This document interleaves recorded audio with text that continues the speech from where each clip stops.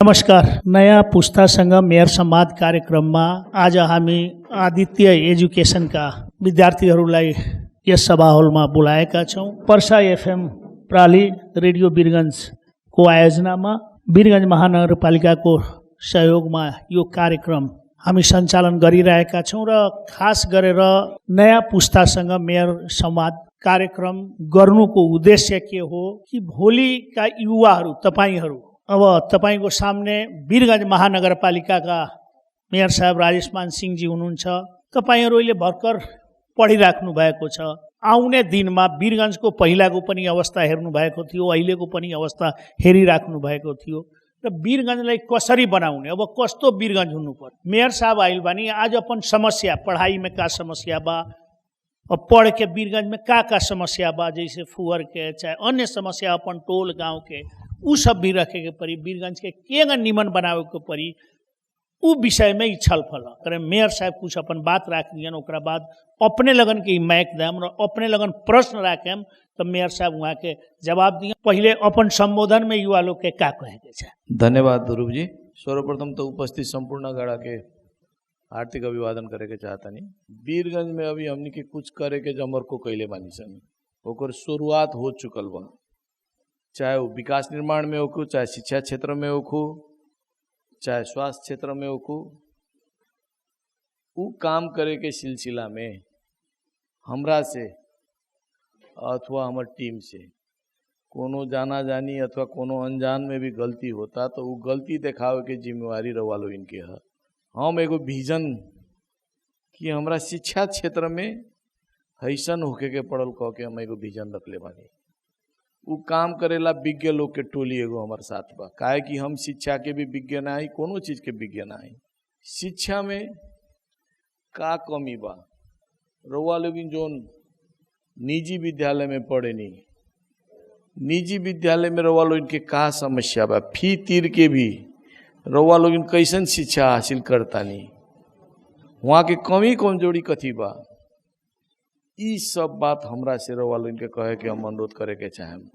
जहाँ वर्षों से फोर पड़ल बा नइखे उठल, हमनी के नाई के लोग वहाँ नइखे जाके साफ करत, उ खातिर हमनी के एगो सफा नेपाल एप्स लॉन्च कैले बानी।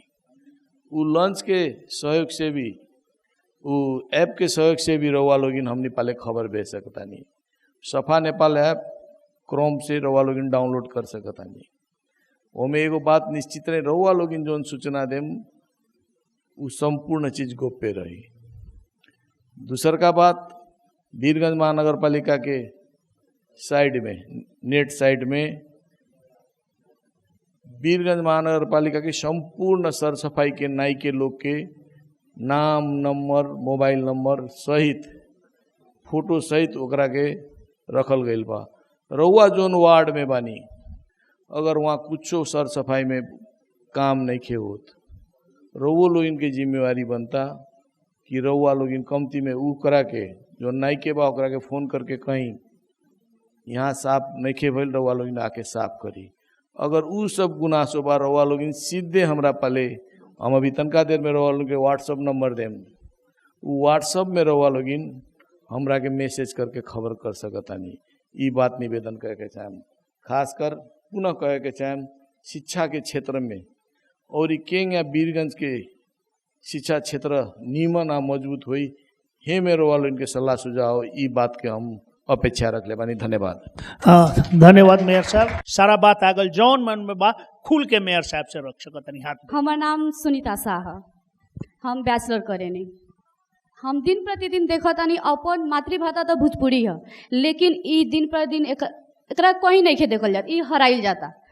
हमनी के शिक्षा के बात होता तो बहुत सारा लोग सब आयोग इंस्टीट्यूट भी खुलल बा, बहुत सारा ट्यूशन भी पढ़ाई होता, तो हमनी के मने मानते इंसान कि 24 को वैकेंसी खुलता, ओमे लाख 2 लाख जितना चाहे वैकेंसी भरता रह लोग, लेकिन सीट तो 24 गो बाटे। तो हमने इस सोच के वैकेंसी भरता निसन कि गवर्नमेंट जागीर में सेफ्टी बाटे, सिक्योरिटी बाटे, हमनी के लाइफ टाइम यही में कट जाए।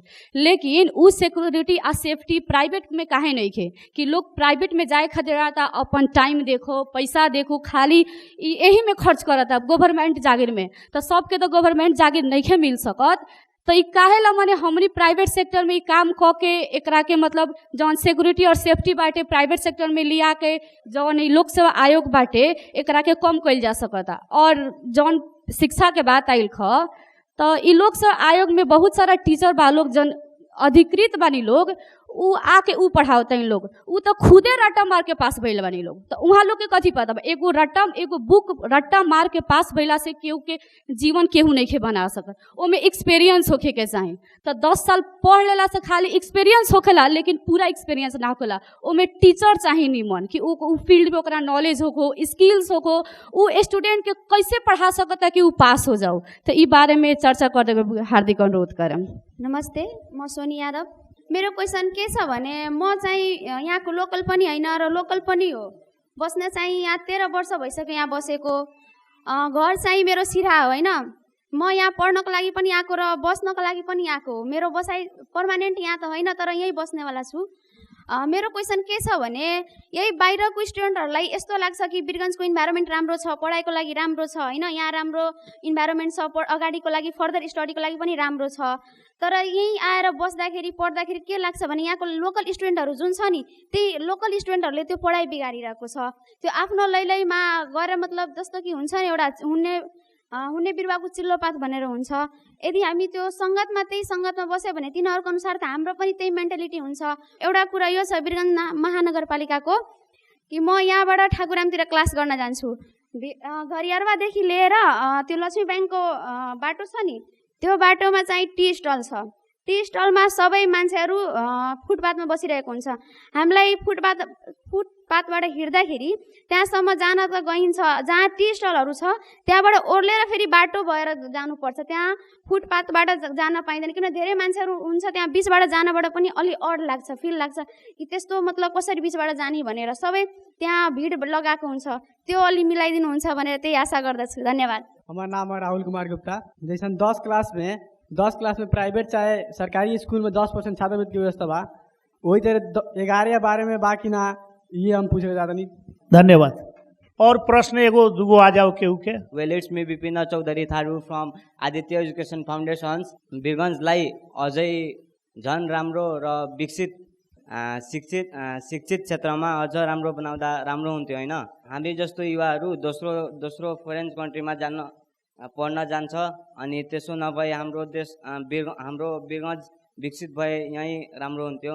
हमारा नाम नीतीश कुमार चौरसिया परी और हम ये ठाकुराम कैंपस में पढ़े नहीं।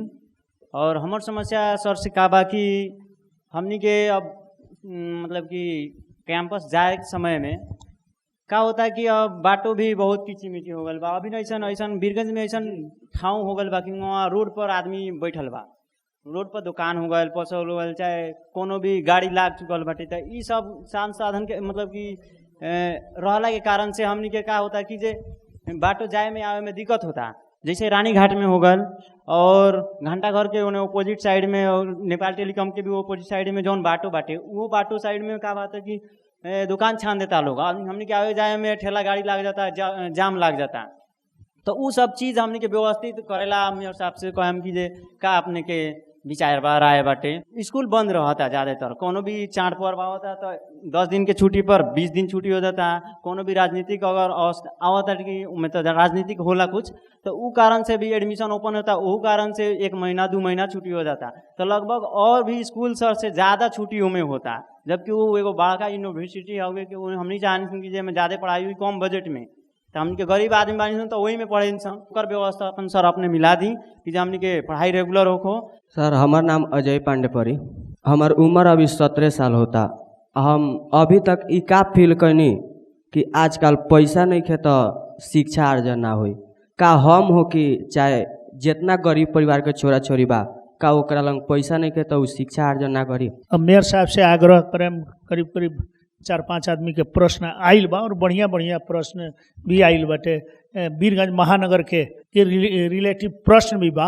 अब ओकर मेयर साहब से आग्रह बा कर जवाब। सुनीता जी पहले बात रख लिए कि भोजपुरी भाषा में काहे बात ना होखेला। हम खासकर युवा लोग से ही जाने के चाहें। हमने के यहाँ तो बतिया नहीं भोजपुरी, जितना चलन चलती में ले जाए उतना बढ़े के बा। यहाँ से बहुत हमनी के लड़का लोग विद्यार्थी लोग शिक्षा अर्जन करे अथवा काठमांडू तनी जीतपुर सिमरा पार होते ही भोजपुरी हमनी के ऊ हो जाला, लोप हो जाला। हम रोए संग पूछे के चाहे हम का है अपने भाषा अपने संस्कृति से कथी के लाज बा। काठमांडू में जाए तो हमने के पूरा प्योर पहाड़िया हो जाए सन, हैं चौरसिया को नहीं थारू यानी सुन ना कहला सुनत यहाँ आओ तो हमने कि सीधे वहाँ काठमांडू में जाने सुनना यार यहाँ आओ न कह के कहला पर का हर जाबा। हम रोए लोग इनसे जाने के चाहता नहीं। जोन हमने के गहना है अपन संस्कृति ई भोजपुरी के हमनी के उत्थान करे के पड़ी। जेंगे कहनी सुनीता जी कि पढ़ाई के माध्यम भोजपुरी काहे नहीं हो सकत, जल्दी है ई सेशन से हमनी के ना सकनी, हमनी के सिलेबस सब बनावता नहीं सन। शुरुआत हमनी के कर रहल बानी भोजपुरी के भी कक्षा हो को कह के, लेकिन भोजपुरी के विषय में भी हमनी के जब तक ले हमनी के अपन भाषा संस्कृति के जोगाए खातिर जगरना करे खातिर हमनी के ही कोशिश ना करें, हमनी के ही आगे ना आएम तो हमनी के कुछ ना करे। हम ये निवेदन करे के चाहता नहीं सिलेबस में एगो भोजपुरी भाषा ही रख देला से उत्थान ना हुई। ई खातिर हमनी के जोन भोजपुरी में ज़्यादा अश्लीलता होता ओकरा बंद करे खातिर भी हमनी के एक अर्का से हाथों मले करे के बहुत आवश्यकता बा। ई सब बात के हमनी के निरुत्साहित कइल जाओ, ई सब में काम करे के अति आवश्यक बा। जहाँ तक ले कहलन सुनीता जी सरकारी जॉब लेखा प्राइवेट जॉब में काहे नहीं हो सकत, टीचर लोग के स्किल नहीं के उ लोग के यहाँ पढ़ाई। हम विगत के दिन के बात करे के नहीं के चाह रहे। अब आवे वाला दिन में शिक्षा में वीरगंज महानगर पालिका क्षेत्र में हमनी के अभी तक ले वो सब कार्य चलते बा। जोन विषय के शिक्षक उहे अनुसार के शिक्षक स्किल वाला शिक्षक के हमनी के ले आवता निसन मांग कैले बानी सन। हमनी के अभी वॉलेंटियर शिक्षक के रूप में ओकरा के मांग कैले बानी। रउआ लोग निश्चित रही वीरगंज के सामुदायिक विद्यालय में रउआ लोग स्किल वाला टीचर आई, ओकर रिजल्ट रउआ लोग के ये आए वाला 10:30 करते से ही देखम। ई बात निवेदन करे के चाहे खासकर जॉब के विषय में हमरा सबसे ताजुब लगला। रउआ लोग इतना पढ़े नहीं लिखे तो नौकरी करे खातिर पढ़े नहीं लिखे नहीं। जोन टैलेंट रहलन जोन विषय में पढ़तानी अपने काम के शुरुआत काहे नहीं के कर सकत। इंजीनियर हो गए नहीं तो एक मतलब का करना नौकरी करे के बड़ी। उदाहरण ला ली एगो सिविल इंजीनियर बाड़न, कालुओ के कार्यक्रम में एगो कहनी हम एगो सिविल इंजीनियर बाड़न हेंगा जॉब के बात कैलन।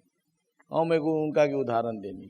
सिविल इंजीनियर में भी संजय खेतान के नाम सुनल लोग हम लाइन्स के अंतर्राष्ट्रीय महासचिव भइल बड़न जी। उ अपन सिविल इंजीनियरिंग में वीरगंज में अलगे एगो पहचान छोड़ले बड़न अपन व्यक्तिगत काम करके सिविल के इंजीनियरिंग के काम करके। तो हमार का नाम कि पढ़ला के मतलब इहे ना कि मतलब नौकरिए मिलो। नौकरी के कहा हालत बा रउआ लोग देखतानी। इंजीनियरिंग पढ़तानी प्राइवेट में जाता तो 15,000 रुपया महीना देता, 12 घंटा खटावता, ई अवस्था बा। तो ई सब में भी हमनी के लड़ाई करे के अभी बाकी है बा। जोन कंपनी लोग बा प्राइवेट कंपनी लोग बा जोन योग्यता राउर बा राउर इंजीनियरिंग के योग्यता बा नेपाली लोग के 15,000 रुपया देता, उहे भारतीय लोग आवता तो ओकरा के 25,000 IC देता। ई विभेद के भी अंत करे खातिर हमनी के लड़े के बाकी बा। ई खातिर भी तैयार रहे के हम निवेदन करे के चाहे। सोनी बहनीले जुन कुरा भन्नुभयो कि लोकल स्टुडेन्ट्सहरूले चाहिँ वीरगञ्जको शिक्षा क्षेत्रलाई अलिकति केही उ गरिरहेछ भनेर, त्यो कुरोसँग म सहमत छैन। किन सहमत छैन? केही व्यक्ति होला त्यस्तो, तर सम्पूर्ण चाहिँ वीरगञ्जवासीलाई का विद्यार्थीहरूलाई भन्न त्यसरी चाहिँ अलिकति मिल्दैन। केही व्यक्तिले गर्दाखेरि गाउँसँग जसरी घुन पिसिन्छ त्यसरी केही व्यक्तिले गर्दाखेरि तपाईको उसलाई पढ्न जाने बेलामा त्यस्ता क्लासहरुमा त्यस्ता व्यक्ति होला, म मान्छु। म तपाईलाई यो विषयमा पनि के निवेदन गर्न चाहन्छु भने जुन व्यक्तिहरूले त्यस्ता गरेका छन्, बदमाशी गरिरहेछन्, शिक्षकहरुका कुरा मान्दैनन्, तपाईहरुलाई पढ्नमा डिस्टर्ब गरेछन्, तपाईहरु आफ्नो समस्या मलाई कम्तीमा आफ्नो ठुलो दाइ नै सम्झेर तपाईँहरू त्यो आफ्नो समस्या मसँग सेयर गर्नुहोस्। त्यस्तालाई तह लगाउने जिम्मेवारी पनि हाम्रो बन्दछ र तह लगाइन्छ, यो कुरो निवेदन गर्न चाहन्छु। र खास गरी दोस्रो प्रश्नमा चाहिँ बहिनीले जुन भन्नुभयो त्यो लगभग चौरसिया बाहिर तपाईँको कुरो सेम छ। जुन सडक पेटीमा चाहिँ जुन चाहिँ नि कुर्सी राखेर चिया पसल बेच्ने दुकानदारहरूले बेच्ने, यसमा हामीहरूले चाहिँ अब कडाइका साथ अगाडि बढिरहेको छौँ। हामीहरूले बारम्बार यहाँबाट चाहिँ आदर्शनगर एरियादेखि जुन चाहिँ छ तपाईँको स्पष्ट रूपमा भनेका छौँ, बिहान तपाईँको 5 बजेदेखि होस् 6 बजेदेखि होस् 9 बजेसम्म फुटपाथमा दुकान राखेर चाहिँ उ गर्नुहोस्, त्यसपछि चाहिँ हटाउनुहोस् भनेछौँ। तर केही व्यक्तिहरूले त्यस्ता अटेर गरिरहेका छन् हैन। किनभने चाहिँ बिहान हामीले एउटा कुरो के सोचिदिनु पर्यो भने धेरै चिया पसल छ यहाँ, जुन चिया पसल बिहान 2-3 घन्टा खोलेर उनीहरूको दिनभरिको जीविका उपार्जन भइरहेछ। त्यस्ता व्यक्तिहरूलाई चाहिँ हामीले चाहिँ कम्तीमा बिहान 6 देखि अथवा 5 देखि 9 सम्म चाहिँ राख्नुहोस्, अरू बेला दिनभरि चाहिँ हटाउनुहोस् भनेर भनेका छौँ।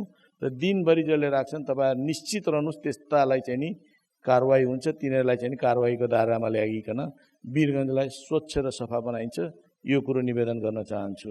राहुल भाई जाने के चालन कि 11-12 में छात्रवृत्ति की व्यवस्था बाकी ना एकदम बा। हमनी के जब जीत के आई नहीं सन एकदम स्पष्ट रूप से हमनी के खुला प्रतिस्पर्धा कराई नहीं है।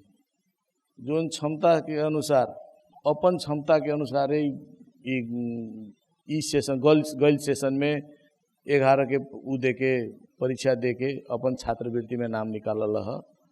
अब एसई के रिजल्ट आते ही पुनः हमनी के महानगर पालिका कक्षा 11 आ 12 ला छात्रवृत्ति के आवेदन मांगी। रवा लोग इनसे आग्रह बा जे छात्रवृत्ति लेवे के जे जेहनदार बा जे गरीब बा सब कोई के ना कहम, छात्रवृत्ति भी वैसन व्यक्ति के मिले के पड़ल जे जेहनदार बा जे घर के गरीब बा वैसन व्यक्ति छात्रवृत्ति लेवेला फॉर्म भरी। वो मेरे वालों की निश्चित रही जोन बात हम शुरू में कहनी कि नौकरी के विषय में जो 33 गो रहेला होंगे वैसन वो में विद्यार्थी के जीवन में उनमें ना हुई। एकदम निष्पक्ष ढंग से परीक्षा हुई, निष्पक्ष ढंग से रवा रिजल्ट निकली। ई बात रवा लोग परीक्षा देम तो अपने मालूम चली। ई बात रवा लोग से निवेदन करे के चाहे। थारू भाई भी कहलन विदेश में पढ़े जाए नहीं सन, वीरगंज में कहा ना जाए नहीं सन। हम रउए लोग इनसे जाने के चाहता नहीं, वो कमी कमजोरी तो हमनी में बा। हम रउए लोग इनसे जाने के चाहता नहीं। 11-12 आजकल ऐसी परीक्षा समाप्त होते ही बहुत आदमी के अभिभावकों को विद्यार्थियों को हमनी में कथी होड़ लागल बा कि बाहर पढ़े जाए वाला आदमी तनी बड़का कहेला है। ई सोच से हमनी के ग्रसित बानी सन। ई सोच के चाहे अभिभावक के खासकर अभिभावक से लोग से निवेदन करे के चाहे रउए लोग इनके मार्फत से ई सोच निकाल के बिक देवे के पड़ल। देखाऊ खातिर भी हमनी वाले पैसा नहीं खे, लेकिन हमनी के बाहर अपन लड़का लोग के पढ़े भेजते। हम रउए लोग इनसे जाने के चाहे जोन 11 कक्षा में मानी न काठमांडू के नामी कॉलेज में उहे शिक्षा यहाँ वीरगंज के कॉलेज सब प्रदान करता।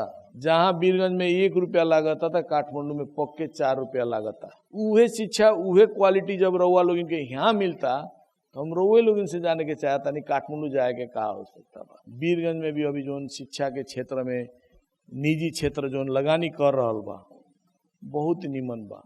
कमती में निजी क्षेत्र में इतना कॉलेज सब खुलता, कमती में एक अर्का में प्रतिस्पर्धा तो होता नू। वो प्रतिस्पर्धा के चलते भी रउआ लोग इनके नीमन सुविधा नीमन पढ़ाई मिली। ई बात निवेदन करे के चाहे खासकर विदेश हम तो कहता नहीं कमती में मास्टर्स के भी उतना तो ना कम, लेकिन डिप्लोमा तकले वीरगंज में बहुत निमन पढ़ाई होकेला। ई बात हम जानता नहीं। वैसे रउआ लोग से निवेदन करे के चाहे कि कमती में रउआ लोग एसएससी परीक्षा होते ही उच्च शिक्षा ला बाहर जाए के मत सोची। रउआ लोग यही उच्च शिक्षा वीरगंज में ही पा सकता नहीं।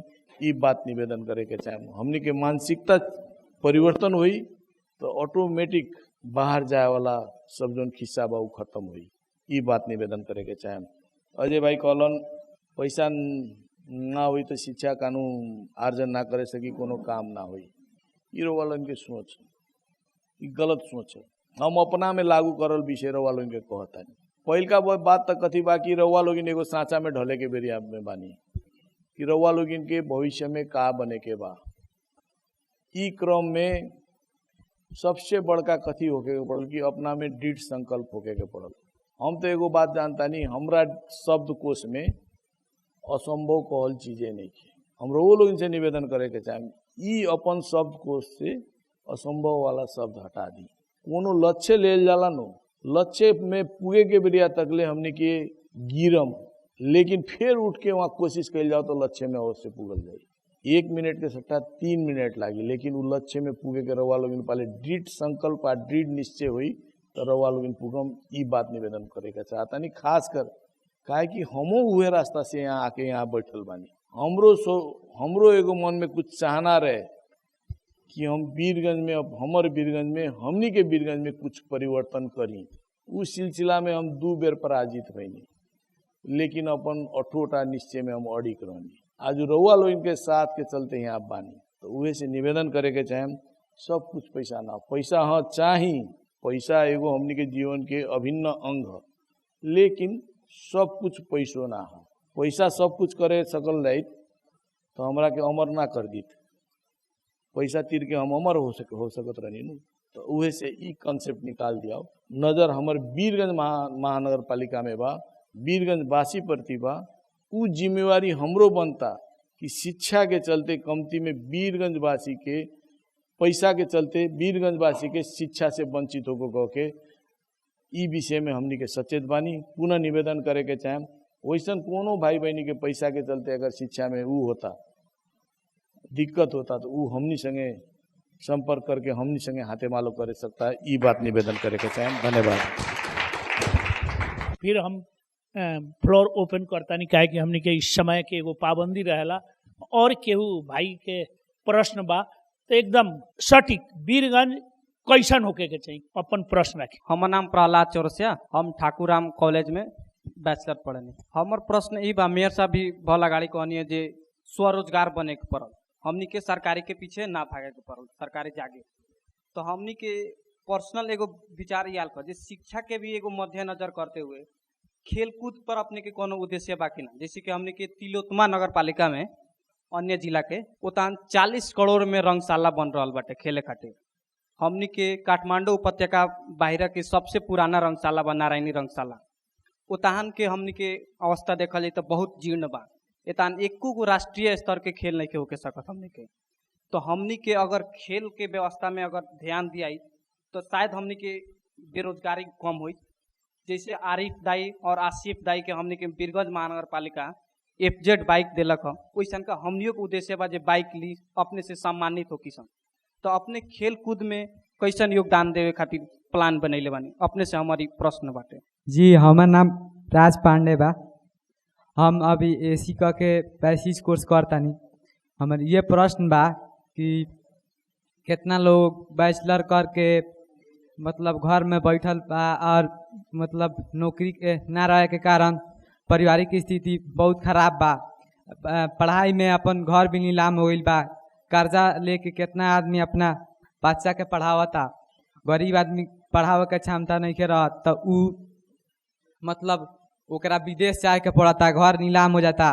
तो काहे ना ये अपने शहर में वीरगंजे में ओकरा ला कोनो। हमार नाम रुपेश कुमार रामपरी। हमार का नाम ये बाटे कि वीरगंज में भी केकरो बारात जाला चाहे केकरो बारात आवेला तो भोजपुरी गाना भी रफ बाजेला का, उ गाना खातिर कुछ रिकॉर्ड करे के भी पड़ल। भोजपुरी गाना बजाई, कुछ चले वाला बजाई। 11-12 पढ़े खातिर दलित जात के छूट बा कि ना कह के हम अनुरोध करें। चलो धन्यवाद। जी बाजार बा घंटा घर के अगाड़ी, तो वहाँ एक बार अगर पानी पड़ जाओ तो में ला धइल मुश्किल हो जाला। जौन सब्जी लगावेला लोग उ गोल गोल करके लगावेला कि ओमे आदमी घुसिए नहीं खे सकत। तो जेंगे ई मार्ग बाटे जौन ढला गइल बाटे तो ओकरा के भी भीतर ढलवा के सब्जी वाला लोग के एक लाइन से, फ्रूट वाला लोग के एक लाइन से, बाकी जे जे बेचता ओकरा के भी लाइन से लगा के रास्ता दे के आदमी के काहे नहीं के रखल जा सकत। ओमे आदमी सब्जी किने जाओ या कुछ भी करे जाओ तो ओमे इतना ना धके रहेला कि अपने के देख के वहाँ से भाग के जाए के मन करे। काठमांडू में बाटे अगर कुछ भी तालाबंदी होता यूनिवर्सिटी में तो वहाँ बालन शाह जौन मेयर बानी ओमे जाके उ ताला खोलवा देवेनी। जौन हमनी के ठाकुरा में बाटे वहाँ जब नेता लोग के बात आवेला, जब वोट पड़ेला तो वहाँ 2-2 महीना कॉलेज बंद हो जाला, ओसे पढ़ाई असर नहीं के पड़ते। तो वहाँ काहे ना जाके जौन हमनी के स्थानीय सरकार बा ओकर भी तो ई जिम्मा पड़त नु कि जाके हम ओकरा कुछो करी। मेरो नाम जुली रौनिया। मेरो क्वेसन चाहिँ यो छ कि नागरिकताको बारेमा छ।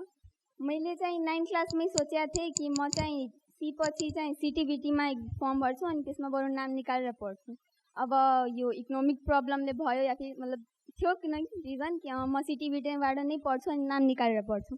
तर सिटिबिटीमा जाने मतलब भर्ने यस्तो थाहा गर्ने बेला थाहा भयो कि त्यसमा नाबालिग नागरिकता चाहिन्छ, जुन कि अहिले जुन आङ्कृतहरूको छ त्यो चाहिँ बन्दैछ। तर वंशजहरूको केही नामो निशान छैन। अहिले पनि लाइक चलिरहेको छ, सुप्रिम कोर्टमा अस्ति पनि सुनवाई थियो। तर पनि त्यसको लाइक 2076 नै त्यो वंशजहरूको स्टप नै छ। अनि यस्तो स्टप भएको छ कि अहिलेसम्म 2080 खुलेकै छैन, अहिलेसम्म सुप्रिम कोर्टसम्म पुगिहालेछ। बस यो एउटा नागरिकता नाबालिग नागरिकता नभएको कारण मैले ब्रिज कोर्स छाडेर एडभान्स साइन्स पढेँ कि एटलिस्ट सिटिबिटी होइन त एटलिस्ट कुनै कलेजमा एन्ट्रान्स दिएर त स्कलरसिप लिन सक्छु भनेर। त्रिजुतबाट पढेको 10th पास गरे हो। त्यो स्कुलमा चाहिँ हजुरको चाहिँ मैले धेरै सुनेको थिएँ, साइकल पनि बाँड्नु भएको थियो, हजुर आउनु पनि भएको छ सर। तर मैले यो सोध्न चाहेको कि हजुरले चाहिँ घुम्नु भएको छ कि छैन त्यो पुरानो मेयर साहबको कुरा गर्नु। एक्सक्युज मी सर, जानु भएको छ भने हजुरलाई घुम्नु पर्यो कि त्यो स्कुलको लाइक कन्डिसन के छ? बाहिरले त यति सफा छ कि के नै भन्ने, प्रिन्सिपल सरको यो भन्दैन कि लाइक स्ट्रिक्ट हुनुहुन्छ कि यो चाहिँ लाइक ऱ्यापर्सहरू फाल्नु पर्दैन, लाइक पेपर्सहरू फाल्नु पर्दैन। बट भित्रबाट जुन छ लाइक वासरुमको म कुरा गर्दैछु, टिचर्स वासरुम चाहिँ लाइक एकदम सफा छ के। तर म त खेर 10th विद्यार्थीहरूको लागि जुन वासरुम छ त्यसमा त्यो कति दिन पहिलाको कुरा हो? अहिले पनि त्यस्तै छ, पहिला पनि त्यस्तै थियो। म 7 क्लासदेखि नै पढ्दैछु। हमार नाम नितेश कुमार चौरसिया बा सर। हमार से अपने से ये प्रश्न बा सर कि हमनी के वीरगंज महानगर पालिका में नया स्वास्थ्य के विषय में नया सेवा सुविधा हमनी के का बा, का ऐसा चीज बा, कौन ऐसा बहुत ऐसा इलाज बा जौन बाहर जाके करे के पड़ता, यहाँ अभी नहीं के होता इलाज। और नया नया स्वास्थ्य के विषय में अपने के का विषय व्यवस्थापन करे के चाहे वह हमने के बात। धन्यवाद। और केहू बा? ल हो लइका। मेरो नाम प्रिंस राफ हो। मेरो भनाइ छ कि यहाँ सरसफाइको त कुरा भइरहेछ, त मात्र जमिन सफा भएर हुँदैन नि। यहाँको म जत्रो या फिर म भन्दा सानो पनि बच्चाहरू धेरैभन्दा धेरै सिगरेट खान्छ के। त हामीहरूलाई यो मेरो भनाइ यो छ कि हामीहरू अलिक प्रहरी टाइट हुन्। बहुत आदमी के प्रश्न आ गई बा और सीधे मेयर साहब और जाए। जीले बालेन जी को भन्नुभयो, प्रहलाद जीले बालेन को कुरा गर्नुभयो। बालेन जी हुनुहुन्छ। राजेश मानसिंह म यो कुरो निवेदन गर्न चाहन्छु। आफ्नै मुखले स्वीकार गर्नुहुन्छ तपाईहरु कि काठमाडौँ महानगरपालिका सबैभन्दा देशको ठुलो महानगरपालिका हो, जसको वार्षिक बजेट 2500 करोड छ र वीरगंज महानगरपालिका को वार्षिक बजेट 331 करोड छ। जसमध्ये 100 करोड त खाली तलबमा जान्छ। तपाईहरुले यो पक्ष पनि हेरिदिनु पर्यो। फल्नाको त्यो राम्रो छ भन्दैमा मलाई पनि त्यो चाहियो भन्ने चाहिँ नि, यो सोचबाट जुन ग्रसित छौ नि त्यो निकाल्नुस्। हामीहरूले आफ्नै स्रोत र साधनमा के गरिरहेका छौं त्यसलाई मनन गर्नुस्, मूल्याङ्कन गर्नुस्, घुम्नुस्, हेर्नुस्। म त्यो निवेदन गर्न चाहन्छु। एउटा कुरामा युवाहरूको देखेर चाहिँ नि हाम्रो टिमको मनोबल यो कारणले कम हुन्छ, जसरी भनिन्छ नि बुढापुरा काना पाकाहरूले भन्छ नि, पढ़िया पाका बुझता नु कि भोजपुरी में बतियाई। पढ़िया में कहल जाला नु नजीक के देवता के हेलाओ खेला, नजीक के मंदिर रहला तो हमनी के ना जाए निसन, तो नजीक के आदमी के काम ना लौकाला। बात ना बुझनी। हमरो वालों के खुला चुनौती देवे के चाहता नहीं। वीरगंज महानगर पालिका जोन काम कर देले बा 1 वर्ष के भीतर में, रउआ होकर अनुगमन करी, देखी। कोनो पत्रिका वीरगंज के निकाल देलक, वीरगंज महानगर पालिका ले वृक्षारोपण में अनियमितता गरेको छ। हम रउए लोग इनसे जाने के चाहें। अनियमितता केकरा के कहल जाला। जोन काम के भुगतानिए नहीं के भइल, जोन काम हमरा के चित्त नहीं के बुझल, हम ओकर पेमेंटे नहीं के कइल, तो वहाँ अनियमितता केंगे भइल। आज वीरगंज के अवस्था रउआ लोगिन देखम, आज रउआ लोगिन के बोली के चलते हमरा अपन काम के विषय में अपने कहे के पड़ता, जोन हम ना चाहेनी। हम चाहेनी जोन काम भइल बा ओकर मूल्यांकन हमर वीरगंज वासी करो, हमर युवा लोग करो। जोन 40 वर्ष से अतिक्रमित नाला लोग रहे, रउआ लोग देखत हो कम पूरा बड़का ड्रेनेज 40 वर्ष से सफाई ना भइल ले, ओकर सब शुरुआत कैले बानी सन। कोनो कोनो तो नाले के ऊपर घर बना देले बा। तो हमार कहे के तात्पर्य कहा, काठमांडू के परिवेश आ वीरगंज के परिवेश में जमीन आसमान के अंतर बा। वीरगंज के जनता आ काठमांडू के जनता में शिक्षा के भी जमीन आसमान के अंतर बा। ई बात के मान्यता हम रखेनी। हम वही लोग इनसे जाने के चाहता नहीं, बारम्बार हम कहेनी, प्रत्येक कार्यक्रम में कहेनी। या सब कोई तो काठमांडू गई हुई। अब रउए लोग इन बताई, हमनी के ललकापुर होने पार होके उत्तर ओरी जेंगे बड़े नु, तो हमनी के चेतना आवेला, सेंस हमनी के जागृत होकेला। उतौरी काठमांडू पुगत पुगत इतना नु सेंस जागृत हो जाला, हमनी के चेतना जागृत हो जाला। हमनी के जोन यहाँ चुईगम खा के केनो बिग देवनी, केनो ऊ कर देवनी, अथवा हमनी के अभिभावक लोग गुटखा खा के, पान खा के वीरगंज में बिक देनी, काठमांडू पुगते ही सब सेंस चेतना आ जाला। ओकरा के केनो डस्टबिन बा, केनो मॉल में जाता नी, डस्टबिन में ले जाके धो देम।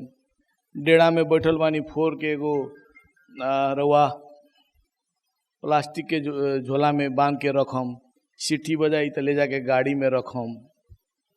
रवा मोटरसाइकिल में घूमे जाएम, विशाल बाजार में पार्किंग लगाएम, तो खिंचा पोखरी में आके, सुंदरा में आके खरीदारी करम।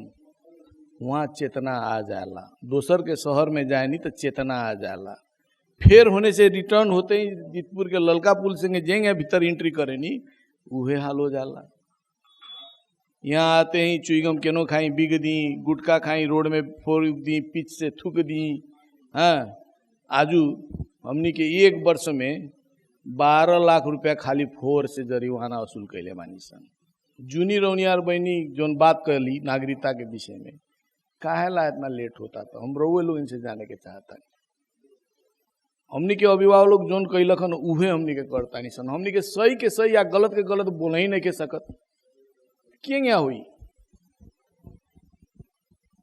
काठमांडू में कोनो चीज के उखेला तो तुरंत विरोध होखेला, बोलेला, सोशल मीडिया बोलेला कि ना बोलेला। तो वीरगंज के यहाँ कौन बोलता, हम ये बात जाने के चाहता नहीं। बा हमनी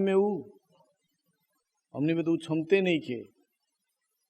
अरे हम गलत करता नहीं, काम करे के सिलसिला में राजेश मान सिंह सही करो, सही नियत से करो, अथा गलत नियत से गलत करता तो रउआ लोग इनके टोके के रउआ इनकी जिम्मेवारी है कि ना, विरोध करे के रउआ लोग इनकी जिम्मेवारी है कि ना।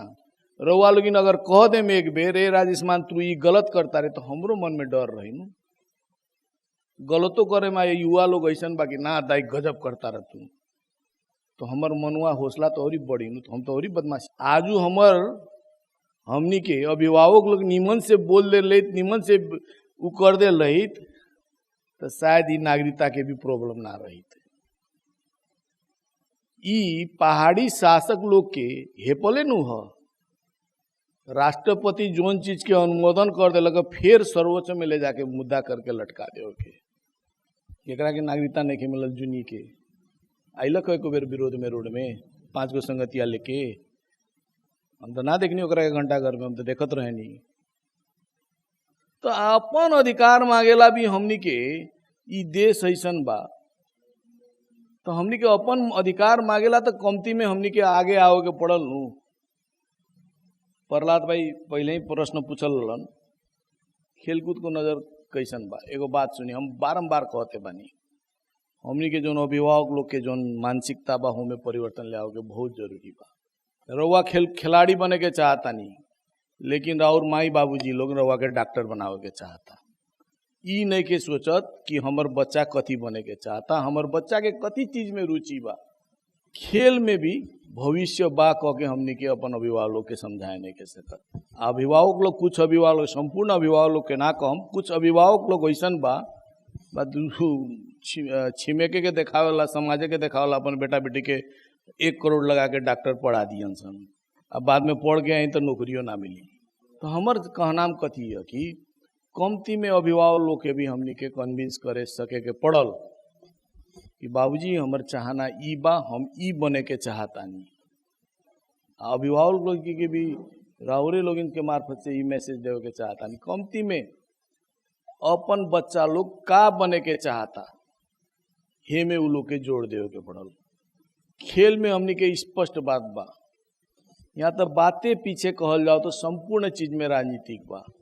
हम एगो बात और ही रउआ से निवेदन करे के चाहेम, प्रत्येक कार्यक्रम में हम कह रहल बानी, आजकल नेता के नाम से जो घृणा करतानी, राजनीति के नाम से युवा लोग घृणा करता नु, उ सब भी हमनी के कारण से है। दोषी नेता लोग ना है, रउआ हमनी के ऐसन हमनी में क्षमते नहीं के शुरू में कहनी राजनीतिक फोर ना है, कुछ फोरी व्यक्ति के प्रवेश के चलते राजनीतिक फोर भइल बा। ई बात निवेदन करे के चाहतानी, वैसन व्यक्ति के आजू के युवा पुस्ता साथ देता जोन रियल टाइम बा।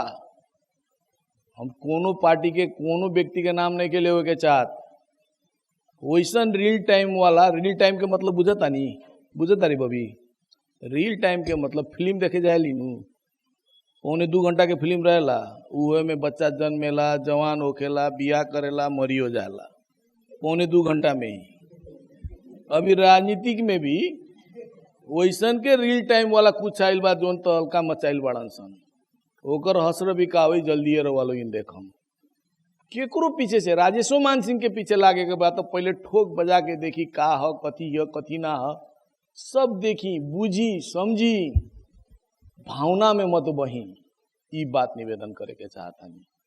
आजू हमने के जितना दुख भइल बा, मधेसी लोग के जितना दुख भइल बा, ई भावना में बह के कैला से ही दुख भइल बा।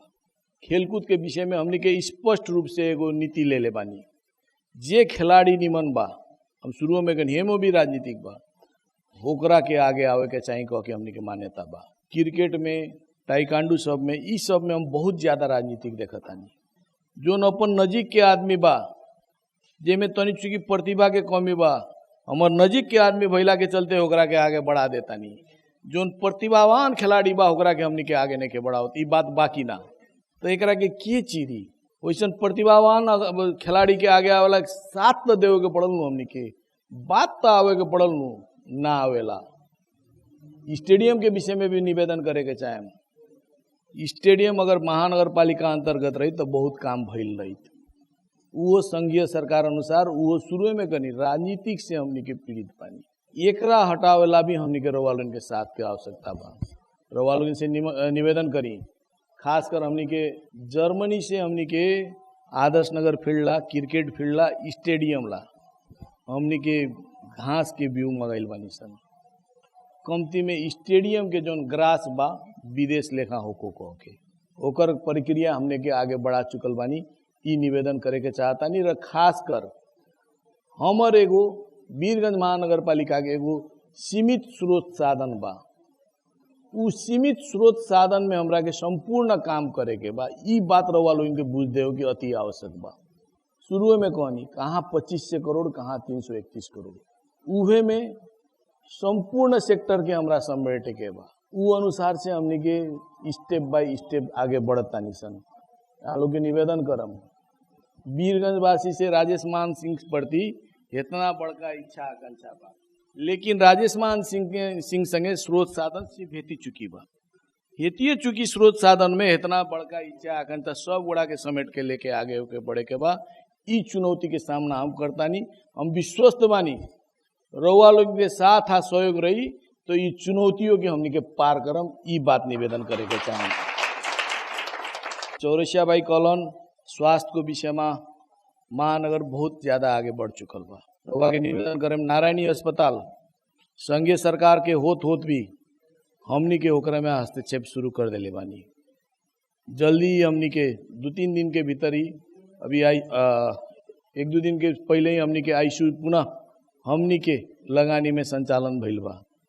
वहाँ सब इक्विपमेंट रहे लेकिन कर्मचारी ना भइला के चलते, कर्मचारी के तलब ना खया सकला के चलते उहो व्यवस्थापन हमनी के कैले बानी सन। इतने ना, नारायणी अस्पताल के जितना भी सर सफाई के संपूर्ण जिम्मेवारी अब वीरगंज महानगर पालिका ले रहल बा, ई निवेदन करे के चाहतानी। हमनी के प्रसूति सेवा में महानगर पालिका विशेष वहाँ लगानी करे जा रहल बा। आए वाला आर्थिक वर्ष से रउआ लोगिन 80 में स्वास्थ्य क्षेत्र में बड़का परिवर्तन देखम, ई निवेदन करे के चाहतानी। खासकर ग्रामीण भेग के 17 से लेके 32 के बीच में 6 गोड़ा में हमनी के स्वास्थ्य चौकी संचालन करे जा रहल बानी। स्वास्थ्य चौकी तो सब जगह बा लेकिन 6 गो स्वास्थ्य चौकी में MBBS डॉक्टर रह के, गाइनो स्पेशलिस्ट रख के हमनी के स्वास्थ्य सेवा सुचारू करे जा रहल बानी। इतने ना, वहाँ रउआ ट्रीटमेंट होता, लैब के व्यवस्था वहीं रही।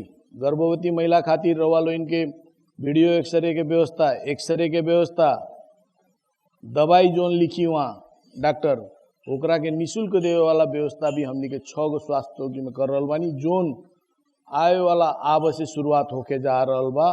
इतने ना, नारायणी पुरनका दमकल उद्योग वाणिज्य संघ के जस्ट अपोजिट में हमनी के एगो प्रयोगशाला स्थापना कर रहल बानी। वो अंतिम चरण में बा, उहो आए वाला आब से स्टार्ट होके जा रहल बा। वहाँ सरकारी दर रेट में ही संपूर्ण चीज वीरगंजवासी के संपूर्ण चीज जोन रोक के उ बा, चेक जांच बा, वहाँ सरकारी रेट में वहाँ हमनी के उपलब्ध करा रहल बानी। ई बात निवेदन करे के चाहतानी। प्रिंस भाई कहलन प्रहरी टाइट हुनु पर्यो, बच्चाहरूले सिगरेट पिरहेका छन्। उससे पहले एक बात कहेका छन्, हमनी के अपन नैतिकता में सुधार ल्याओ के पड़ल, हमनी के वीरगंज के विषय में उ करे के पड़ल। हमनी के टाइट रहम तो प्रहरिया अपने टाइट रही। रउआ लोग इनके कुछ समय तक, हफ्ता में 1 दिन हुई तो सोशल वर्क में रउआ लोग इन कुछ समय दी। यहाँ लोग के टोला मोहल्ला में वैसन बच्चा लोग कैसन बा, केंगे बा, कमती में होकर जानकारी महानगर पालिका के महिला बाल बालिका शाखा बा, उनमें जानकारी करा देव के, ना तो हमरे से जानकारी करा देव के। ई सब के अपेक्षा बा शुरुआत कइल जाओ। हम चाहतानी वीरगंज महानगर पालिका एगो सिस्टम में चलो। उस सिस्टम में चाहे मेयर हो को, चाहे उप मेयर हो को, चाहे कर्मचारी हो को, चाहे महानगरवासी हो को, उस सिस्टम में सब गुड़ा के आवे के पड़ी। बिना सिस्टम में आइला से कुछ ना हुई। सिस्टम में तो आव ही के पड़ी। जेकरा जौन मन करल होंगे कर दी, अब उ धंधा वीरगंज में ना रही। उहे से ई सब करेला भी हमनी के रउआ लोगन के साथ के आवश्यकता बा।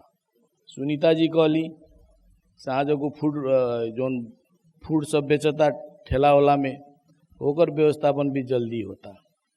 काम बहुत बा, शुरू में कहनी ओकरा के व्यवस्थापन करे के बा, समय कुछ दिया हो। हमरो पाले जादू के छड़ी नहीं के एंगा घुमा देम ते सब ठीक हो जाई। जल्दी ये श्रावण भदौ में रवा वीरगंज में नया बाजार देखेम, तरकारी बाजार से लेके सब चीज बाजार, कृषि बाजार के भी हमने के स्थापना कर चुकल बानी, रउआ लोग देखल होकम। लेकिन जोन सब्जी मंडी बा जल्दी ही नया ठाव में व्यवस्थित ढंग से रउआ लोग देखम, ई बात निवेदन करे के चाहेम।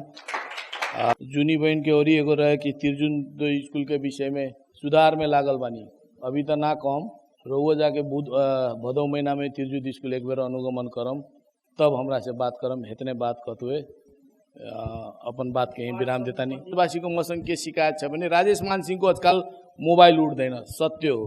अब एउटा कुरा हाम्रो वीरगंजवासी कस्तो छन् भने मेरो भाइहरूले पनि फोन उठायो भने के हुन्छ, साले जीत गइलबाट त मोबाइल नहीं उठाओ, तो अभी से हेंगा कर देले बड़ा, तो उहे से वो लोग के मोबाइल देवे के छोड़ के अपने पाले मोबाइल रख ले बानी, घंटी बजता रहो लोगन के सामने फोन नहीं उठा सकता। तो उहे से रउआ लोगन से कथी निवेदन बा, हमरो समस्या सबको के बुझ देवे के पड़ल। रउआ लोगन के कोनो समस्या होता हमारे व्हाट्सएप नंबर में कॉल करे से निमन रउआ लोगन लिख के भेजी, एकदम रउआ लोगन के समस्या के समाधान हो, ई विश्वास रखी। आज पानी के सतह घट रहल बा, कालू तनका देर पानी पड़ो लोग से कुछ होके वाला नहीं के। अगर 3-4 दिन पानी ना पड़ी तो हमनी के 1 लोटा पानी ला छिमेक से जाके मांगे के पड़ी। वो अवस्था में हमनी के बानी। अगर हमनी के संपूर्ण बीरगंजवासी एगो रिचार्जिंग सेंटर बना देम घर में छोटका, तो कमती में जोन पानी के समस्या बा रउआ लोगिन देखम आगे वाला साल में ना देखे के पड़ी। ये में हमरा रउआ लोगिन के साथ चाहिए। दूसर का साथ हमरा के फोर व्यवस्थापन में हम शुरू में रउआ लोगिन से निवेदन कर चुकल बानी।